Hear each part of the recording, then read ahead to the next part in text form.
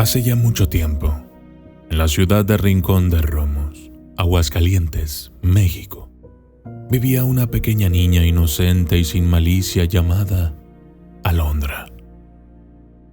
Sus padres, asombrados y escandalizados por las oraciones nocturnas de la pequeña, se encontraban sumidos en una creciente preocupación.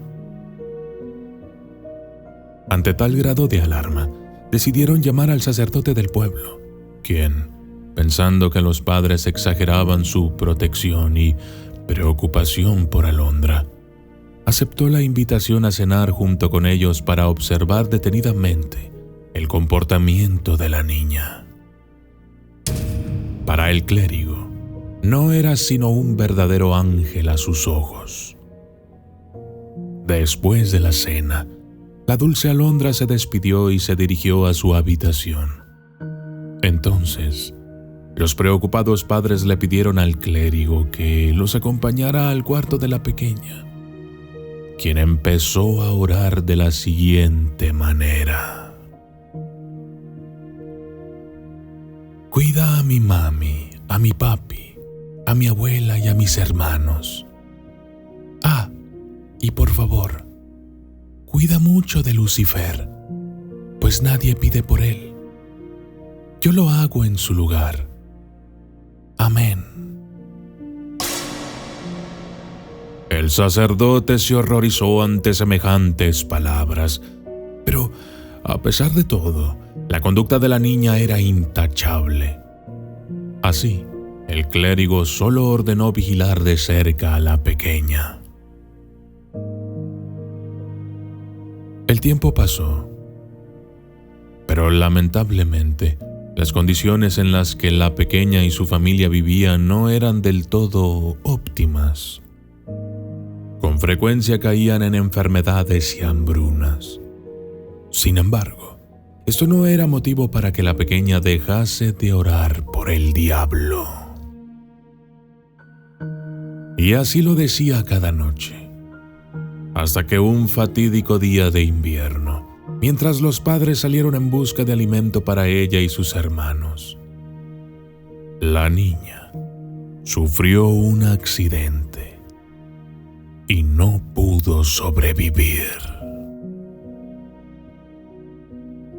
La familia, tan humilde que no podía darle una buena sepultura, lloraba su miseria, cuando de la nada arribó a la humilde vivienda el más majestuoso cortejo fúnebre que nunca se había visto en aquel vecindario, ni en otra parte del pueblo. Rosas, coronas, una carroza elegantísima jalada por 6 pecherones negros, y al frente del cortejo un apuesto joven de piel blanca como la nieve, cabello negro y sedoso, ataviado finamente en un traje de gran gala negro. Su belleza cautivaba, pero lo que más impactaba eran sus ojos, rojos como la sangre, como carbón encendido, pero al mismo tiempo hermosos y cautivadores, bañados en lágrimas que ocultaban la verdadera fiereza de su dueño.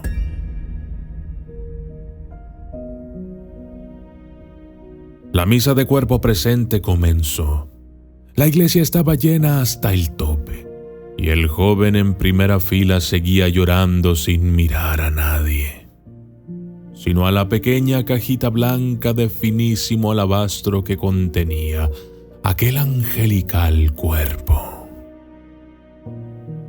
Los padres de la niña no se atrevían a cuestionar o a agradecer a su distinguido benefactor, quien, cabizbajo, seguía ahí en un solemne y silencioso llanto que desgarraba el alma del más valiente. Finalmente, el cortejo partió al cementerio, donde los padres, hermanos y familiares de la pequeña tan solo pudieron contemplar el sepulcro más majestuoso jamás visto. Al ingresar el pequeño féretro a su nido de descanso eterno, aquel joven estalló en un llanto que dobló a más de uno de los presentes. Los padres no sabían qué hacer. ¿Cómo aquella persona desconocida pudo haber amado y sentido tanto la muerte de su niña? Y como si hubiese leído sus mentes, volvió su fiera, pero enternecedora mirada y, con pena y dulzura infinita, dijo: por miles de años, el mundo ha buscado la manera de tacharme de lo peor. Desde tentador, ladrón, traidor, enemigo, hasta lo más ofensivo y blasfemo. Pero ella, con su dulzura, su inocencia, su amor infinito, todas las noches sin falta y a pesar de que era castigada por hacerlo, nunca dejó de orar y de pedir por mí. Ni una sola noche. Los padres pensaron que se trataba de un maestro de la escuela y le preguntaron por su nombre. El joven se alejó y, dando la vuelta, dijo: debes recordar el final de las oraciones de tu propia hija y bendice a Lucifer, porque nadie pide por él. Yo lo hago en su lugar.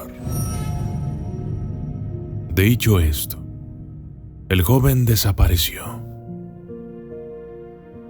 Y cada 24 de enero, la majestuosa tumba es adornada con rosas rojas de exquisita belleza, y se ve al joven llorar al pie de aquella cripta. Yo soy el documentalista. Y esto fue La niña que rezaba por el diablo.